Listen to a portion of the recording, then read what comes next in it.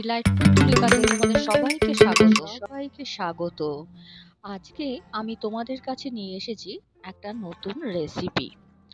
অনুষ্ঠান বাড়িতে আমরা সবাই এঁচোড় চিংড়ি খেয়ে থাকি, কিন্তু অতি সহজে এবং অনুষ্ঠান বাড়ির মতন এঁচোড় চিংড়ি কিভাবে বানাতে হয় তোমাদের সাথে আজকে সেটাই আমি শেয়ার করব। চলো বন্ধুরা, এঁচোড় চিংড়ি বানাতে কি কি লাগছে তোমাদের সাথে সেটা রান্না করতে করতেই দেখিয়ে দেব, এবং কিভাবে করছি সেটা তো অবশ্যই দেখাবো। আর আমি যেভাবে তোমাদেরকে দেখাবো তোমরা সেইভাবে করলে দেখবে এঁচোড় চিংড়ির স্বাদ ঠিক অনুষ্ঠান বাড়ির মতনই হবে। চলো তাহলে রান্নাটা শুরু করা যাক। কিভাবে আমি করছি এঁচোড় চিংড়ি সেটাই তোমরা দেখতে থাকো। প্রথমে আমি চিংড়ি মাছগুলো নুন হলুদ মাখিয়ে নিয়েছি এবং 500 গ্রামের মতন এঁচোড় আমি ডুমো ডুমো করে কেটে নিয়েছি।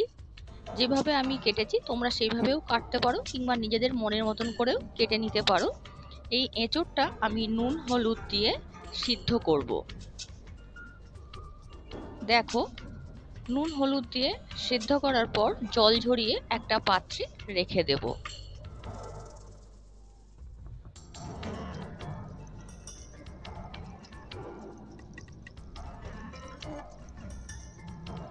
এঁচোড়টা ছাড়াবার সময় অবশ্যই হাতে একটু সর্ষের তেল মেখে নিও, তাহলে এঁচোড় ছাড়াতে অসুবিধা হবে না। দেখতেই পাচ্ছ এঁচোড়টা আমার সিদ্ধ হয়েই গেছে। আমি একটা পাত্রে জল ঝরিয়ে রেখে দিয়েছি। একটা ওভেনের মধ্যে কড়াই বসিয়ে তার মধ্যে সরিষার তেল দিয়ে দেব। প্রথমে আমি নুন হলুদ মাখানো চিংড়ি মাছটা ভেজে নেব।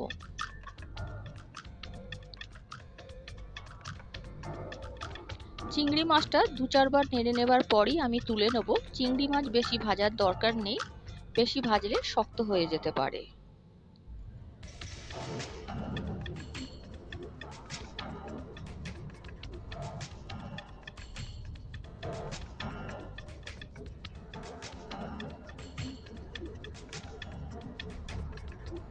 চিংড়ি মাছ ভাজা হয়ে গেছে, আমি একটা পাত্রের মধ্যে রেখে দেব। চিংড়ি মাছ ভাজার পর যে পরিমাণ তেলটা থাকবে তার সাথে আরও একটু সর্ষের তেল অ্যাড করব। ডুমো ডুমো করে কেটে রাখা আলুগুলো আমি ভেজে নেব।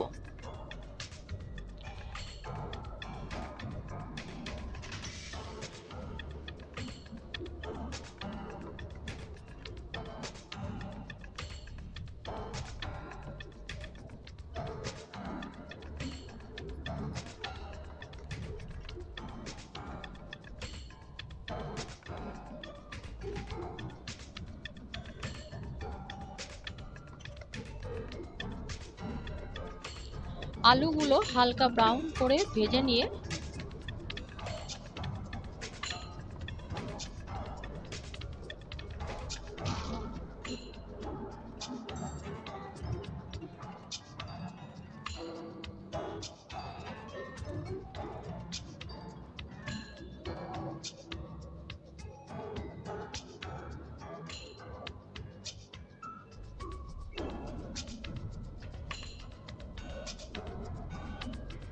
আলুগুলো আমার ভাজা হয়ে গেছে, একটা পাত্রের মধ্যে তুলে রেখে দেব।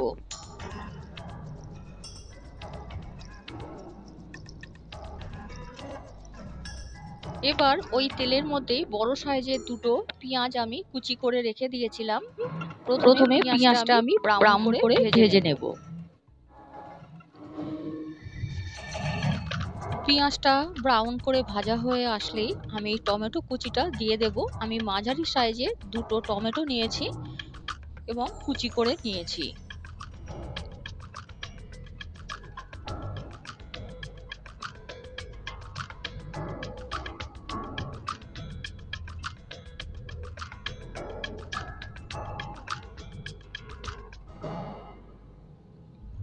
দেখো, পেঁয়াজটা আমার ব্রাউন করে ভাজা হয়ে গেছে।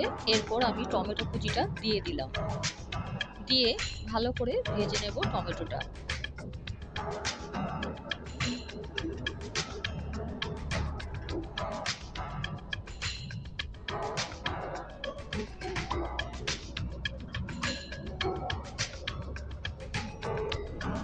এরপর আমি একে একে মশলাপাতিগুলো দিতে থাকবো। আমি পরিমাণ মতন আদা রসুনের পেস্ট নিয়ে নিয়েছি।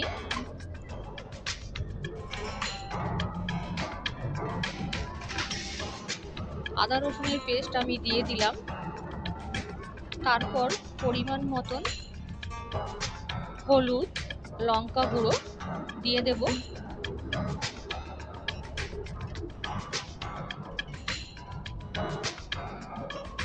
ঝালটা অবশ্যই তোমাদের উপর নির্ভর করছে, যে যেমন ঝাল খাবে সেই পরিমাণ লঙ্কার গুঁড়ো দিও, আর কালারের জন্য কাশ্মীরি লঙ্কার গুঁড়ো দিতে পারো।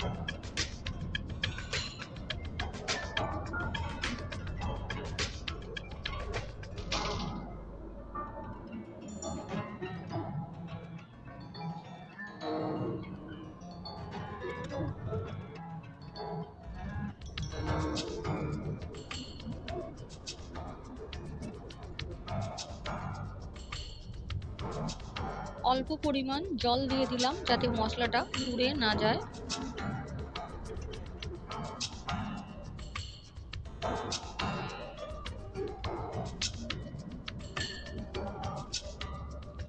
মশলাটা কিছুক্ষণ কষিয়ে নেবার পর আমি ভেজে রাখা আলুর টুকরোগুলো দিয়ে দেব এবং এঁচোড়টা আর চিংড়িটা সমস্ত কিছু একসঙ্গে দিয়ে ভালোভাবে কষিয়ে নেব।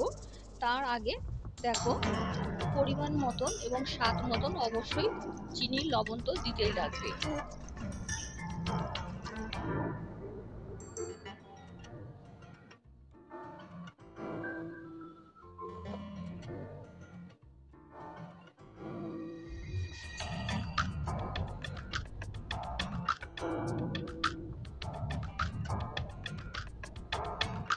সমস্ত কিছু দিয়ে ভালোভাবে কষাতে থাকবো।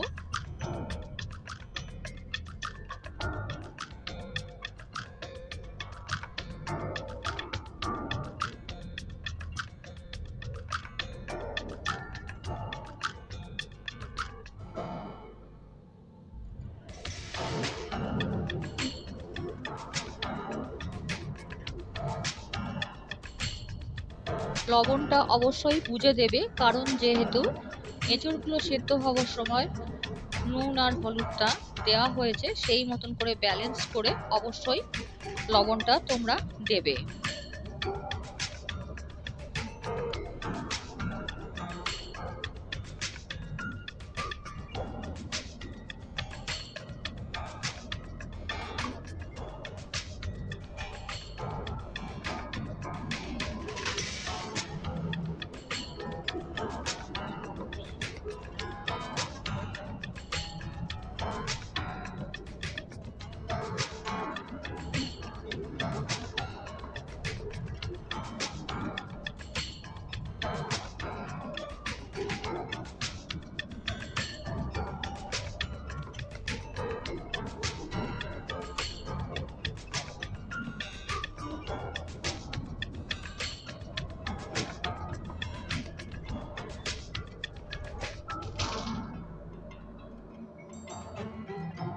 কষানো হয়ে আসলে আমি পরিমাণ মতন জল দেব, যেহেতু এটা মাখা মাখা হবে সেরকম পরিমাণ মতন করেই তোমরা বুঝে জলটা দিও।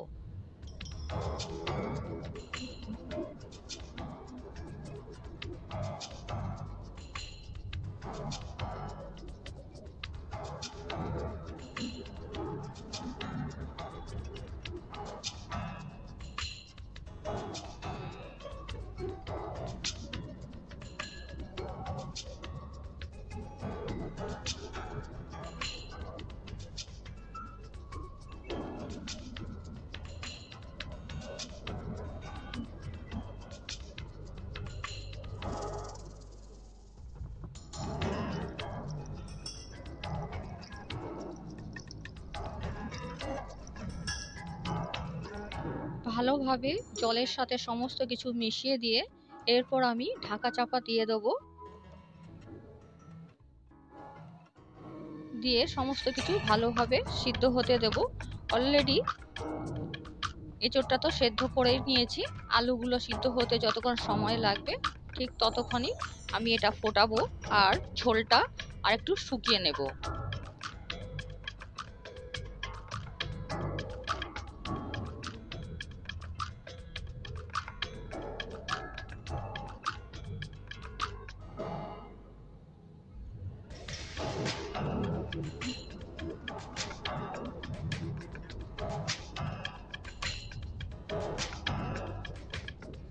দেখো ঝোলটা অনেকটাই শুকিয়ে গেছে, আমি ঢাকনাটা খুলে আরো একবার ভালোভাবে নাড়াচাড়া করে নিচ্ছি। দেখো রান্নাটা আমার প্রায় হয়েই এসেছে। এরপর আমি গরম মশলা আর ঘি দিয়ে আর একবার ঢাকা দিয়ে দেবো, আর ঝোলটা আর একটু শুকিয়ে নেব।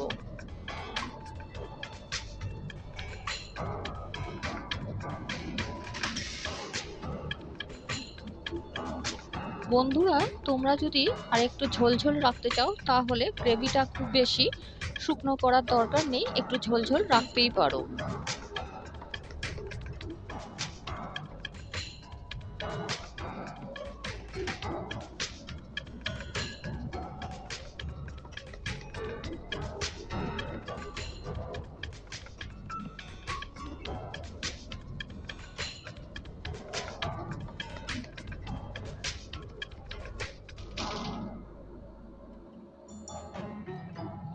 রান্নাটা আমার হয়েই এসেছে। এরপর আমি আঁচটা নিভিয়ে দিয়ে তোমাদের কাছে ফিরে আসছি পরিবেশন নিয়ে।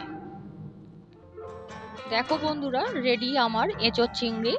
অবশ্যই তোমরা কমেন্ট করে জানিও কেমন লাগলো এই রেসিপিটা, এবং ভালো লাগলে অবশ্যই লাইক করো, শেয়ার করো বন্ধু বান্ধব রিলেটিভসদের মধ্যে। আর যারা নতুন বন্ধু হতে চাও তারা অবশ্যই সাবস্ক্রাইব করে পাশে থেকো। আর অবশ্যই গরম গরম ভাতের সাথে অনুষ্ঠান বাড়ির মতন এই এঁচোড় চিংড়ি টেস্ট করে দেখো এবং আমাকে কমেন্ট করে জানিও কেমন লাগলো। আবার চলে আসবো নতুন রেসিপির সাথে অন্য কোনো দিন, অন্য কোনো সময়ে। ততদিন তোমরা সবাই ভালো থেকো, সুস্থ থেকো, আর অবশ্যই কমেন্ট করে জানাতে ভুলো না কিন্তু।